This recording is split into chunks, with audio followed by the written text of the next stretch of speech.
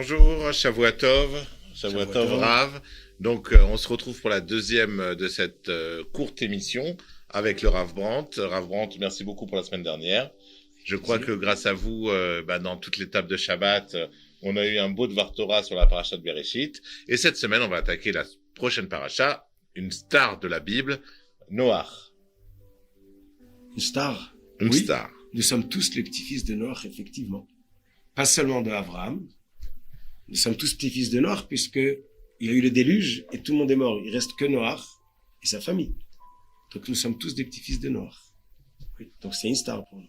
C'est une star pour nous et pour aussi les dessins animés. Hein. L'Arche de Noé, je crois que tout le monde l'a vu déjà depuis l'âge de tout petit en dessin animé. Je peux te dire, tu regardes pas la télé, mais je peux te dire que l'Arche de Noé, tout le monde le connaît, quoi. Même au fin fond de l'Afrique ou au fin fond de la Bulgarie ou de l'Ukraine, tous les enfants connaissent l'histoire de Noé parce que c'est une belle histoire, quoi. L'Arche de Noé, tout le monde la connaît. Donc il faut être reconnaissant à la télévision d'avoir parlé à tout le monde de l'Arche. J'ai pas dit ça, mais en tout cas, on va être reconnaissant à Israël Torah que tu vas nous apporter un beau Dvar Torah sur Noach cette semaine. Bezrat Hashem.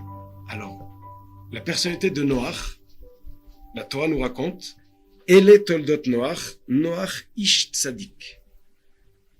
Donc Noach, c'est un tzadik. Tzadik, c'est... On rêve tous d'être tzadikim. Mm-hmm.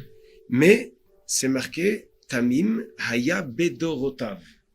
Tzadik dans ses générations. Tamim, ça veut dire quoi? Entier. Entier. Shalem. Shalem. Sans complication. D'accord. Droit à ce que Dieu demande. Nos sages nous disent que Noach était tzaddik, mais d'un côté, il était tzaddik, même dans une génération de Réchaïm, mais d'un autre côté, il était tzaddik parce qu'il était dans une génération de Réchaïm.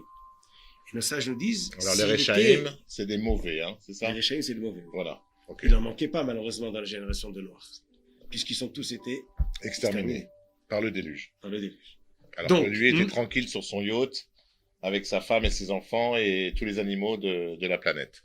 Pendant le déluge, oui. Sauf la licorne qui n'a pas pu monter dedans, on est au courant. Mais avant le déluge, qu'est-ce qui s'est passé? Oui. 120 ans avant le déluge, Dieu se dévoile à Noach et lui dit « Je vais détruire le monde. Donc, construis ton arche. » Donc Noach s'installe, pas au bord de mer, et commence, visseuse, perceuse, la scie, et il fait une arche. Ah ben attends, t'imagines? Un mec, il se met à Clermont-Ferrand, il construit un bateau, on le prend pour un fou, on est d'accord? Exactement. Ok. Donc toute l'humanité le voit. Monsieur Noah, qu'est-ce qui vous arrive? Vous avez perdu la tête? Non, non. Je fais ici un bateau. Et votre bateau, il va faire quoi? 50 mètres de long, 15 mètres de haut. Et comment vous allez l'amener? Mais je vais pas l'amener à la mer. La mer va venir. La mer ici. vient, ouais, bien sûr. Ok, donc... Vous vous rendez compte la force? Il y a des milliers de gens, et il leur dévoile ou il leur raconte, vous allez tous être exterminés. Et je suis le seul qui va rester. Et est-ce que nous pouvons aussi venir avec vous? Il n'y a aucun problème. Vous arrêtez de fauter. Tout celui qui arrête de fauter, il est invité. Mais à mon avis, ils ont tous pris pour un fou et ils n'ont pas écouté. Exactement. Alors, si on réfléchit pendant 120 ans, jour par jour, chaque fois des nouveaux, ils viennent lui dire, mais monsieur, arrêtez de croire vos histoires. Quel déluge, quelle mer, on est à Clermont-Ferrand, comme tu dis. Il n'y a pas d'eau. Et là, il se passe quelque chose d'intéressant. Ni Noach n'est convaincu de sa génération, mais il y a un drame. C'est que la génération non plus n'est pas convaincue de Noach. Donc d'un côté, sa foi est entière, il est tamim, il croit aux mots de ce que Dieu a dit, et il continue son chemin. Et d'un autre côté, il n'y en a pas un qui est convaincu. Et il a toute la terre entière contre lui. Exactement. C'est-à-dire, il a la pression. C'est comme nous, si on avait une pression sociale autour de nous qui nous dit mais t'es malade avec un chapeau sur la tête. Qu'est-ce que tu fais avec un chapeau sur la tête? On est en 2018 à Paris, on met pas de chapeau sur la tête, un petit chapeau rond, quoi. C'est un peu ça. Exactement. Mais plus que ça, c'est qu'il les accuse à eux. Ouais. Et là, ce qu'on remarque, ça peut expliquer ce que disent nos sages. D'un côté, c'est un tzaddik dans sa génération, c'est qu'il a tenu contre toute la pression de toute la génération. Mais d'un autre côté, à la génération d'Abraham, en face d'un tzaddik comme Abraham, peut-être qu'il aurait été rien, comme ça nous dit le sage. C'est de quoi il aurait été rien? En C'est-à-dire quoi il est rien? qu'il aurait été comme tout le monde, pas rien. C'est-à-dire il aurait été l'homme basique, quoi. Tout le monde était tzaddik à cette génération-là. Oui, mais qu'est-ce qui lui... Peut-être. Mais qu'est-ce qui lui manque en face d'Abraham? Si on nous dit, à la génération d'Abraham, il aurait été rien, c'est-à-dire que si on met Noach et Abraham, Noach, il est plus bas. Mais pourquoi? Qu'est-ce qui manque à Noach pour ne pas être Abraham? On voit bien, il a tenu à toute la génération. Ouais, ok. Moi, Alors, je le vois plus comme c'est une telle force de résister à la pression du monde entier contre toi, même si, je sais pas, des gens de la génération d'Abraham, des tzadikim, tant qu'ils sont pas dans cette condition, ils auraient peut-être pas tenu, quoi. Je veux dire, dans la condition de Noir, je connais peu de personnes qui auraient tenu. La pression du monde, la pression extérieure, la pression sociale, la pression de tout autour de toi, et toi, tu restes sur alors qu'on te traite de fou, de malade, de tout ce que tu veux. Je pense que c'est un acte extraordinaire. Oui. Que La peu de Torah- personnes auraient, parce que c'est facile de dire, je nais à Bnei Brak, d'accord? Je suis né à Bnei Brak, dans une famille haredi, entouré d'yeshiva, et je suis un tzaddik à l'âge de 20 ans. Ah, c'est facile, allô, t'es né à Bnei Brak. Tu comprends? Maintenant, va naître à Aubervilliers entre les problèmes, les machins, les trucs, et là, à 20 ans, t'es un tzaddik. Ah, là, bravo, tu comprends? C'est pas la même chose. Tout à fait. Ok. La Torah nous le dit. Et les Toldot Noach, Noach, Ish Tzadik, bien sûr.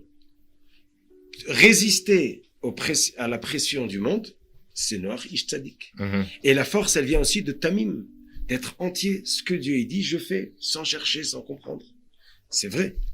Mais nous voulons comprendre aussi qu'est-ce qu'il y a dans Abraham de spécial qui est au-dessus de Noach. Peut-être qu'on peut avancer. Alors? Alors, Rashi nous dit, Et Elohim, la Torah nous dit, pardon, Et Elohim italech Noach. Ça veut dire quoi? Et Elohim italech. Il va avec Dieu. Mais si on peut poser la question, qui marche devant? Dieu devant, Noach derrière, ou Noach devant et Dieu derrière? Alors Rashi nous dit, chez Abraham, c'est marqué, Asher hitalachti lefanav. Je vais devant lui.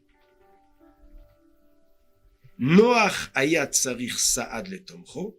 Noach a besoin que Dieu le tienne. Mhm. Chez Abraham, Dieu peut avancer devant. Abraham va tout seul. Aval Abraham hayam itchazek u me'alech betzitko me'elav. Abraham allait de soi-même. Il était mitchazek, il se renforçait de soi-même. Donc Rashi nous apprend qu'on a deux sortes de tzadikim. On a ceux qu'on peut, si on les aide, avancent, et ceux qui ont une force de eux-mêmes d'avancer. D'accord. Ça, Noach ne l'avait pas. Où nous le voyons, d'où nous le savons. Alors, c'est ce qu'on a dit avant. Personne de toute l'humanité n'a été convaincu. Comment est-ce possible? D'un côté, il est si fort et il résiste, mais il n'y en a pas un qui suit. Il n'a pas réussi à convaincre une seule personne. Son camp est resté petit, lui et sa femme Non. et ses enfants. Peut-être des problèmes de communication, simplement. Quoi, il parle pas bien le français? Il n'a pas fait des bonnes pubs, quoi. Il n'a pas... Je sais pas. Peut-être. Mais il y a peut-être autre chose aussi. Peut-être qu'il n'était pas... Alors, c'est quoi le secret? Comment on passe du Noach à Abraham? Voilà. Bonne question. Qu'est-ce qu'Abraham, il a que Noach n'a pas? Mhm. Ou qu'est-ce que Noach n'a pas que Abraham a? Abraham, Dieu ne s'est pas révélé à lui. Il est parti le chercher. Il s'est posé des questions. Pourquoi je vis? Où je vis? Qui a créé ce monde? Il a fait un pas de soi-même et il a avancé. Il a voulu tout le temps, encore et encore et encore. Plus l'homme prend sur lui, fait des efforts et avance de soi-même, plus c'est profond dans lui. Quand quelqu'un le rencontre et il lui parle de son monde, il a envie de suivre. Ça a une influence sur lui. C'est vivant. C'est de soi-même. Mhm. Noach, Akadosh Baruch Hu lui a dit quoi faire, il l'a fait. C'était pas inné. Ça venait pas de lui. Ça venait pas de lui, ça n'a pas été développé davantage par lui. Il y en a un qui est un manig, et l'autre qui est un manig, un dirigeant, et l'autre qui est un suiveur. Voilà. Mais qu'est-ce qui nous rend un homme manig? Quand on voit un homme politique qui parle, il y en a qui parlent joliment, et il y en a qui parlent avec une conviction ou avec quelque chose d'interne et de profond de lui. C'est ça. Et il crie ce qu'il ressent, ce qu'il vit. Peut-être plus que ce qu'il dit. Chez Abraham, il y a eu beaucoup qui voulaient être contre lui. Nimrod a voulu le tuer. Mais il a eu beaucoup qui l'ont suivi. Il y a eu le groupe d'Abraham. Il y a eu la famille. Il y a eu beaucoup de gens autour. On parle de Lot. On parle de beaucoup de gens qui ont été Midgaïr, qui était Midgaïr, un nouveau mot que je connais pas encore, que tu vas m'apprendre. Guérout. Ils suivaient la route. Presque. Ils montent sur la route. Ils se sont convertis. Donc ils montent dans le chemin de la Emouna d'Abraham. D'accord. Ils étaient pas là-bas et ils sont montés. D'accord. Abraham les a convaincus. Dans le train d'Abraham. Ok. Et Abraham, il avance avec beaucoup de monde. D'où il vient tout ce monde? Il vient parce qu'il y a quelque chose de profond de lui qu'il a. De ses tripes, quoi. Ok. Et là, la différence entre Noach et Abraham. Noach, on apprend de lui qu'est-ce qu'il faut, comment tenir en face de la pression sociale. Et d'Abraham, on apprend comment avancer, prendre sur soi. Et avec ça, Bezrat Hashem, on pourra souhaiter que nos enfants et notre entourage nous suivent. Continue, et que plus et plus s'approche du chemin de la Torah, s'approche de la Emouna, et ensemble, nous pourrons bientôt recevoir le Mashiach. Amen. Pas tout seul, mais tout le monde ensemble, qui suivent ensemble. Amen. Shabbat Shalom. Merci beaucoup et Shabbat Shalom. On se retrouve la semaine prochaine. Si Dieu.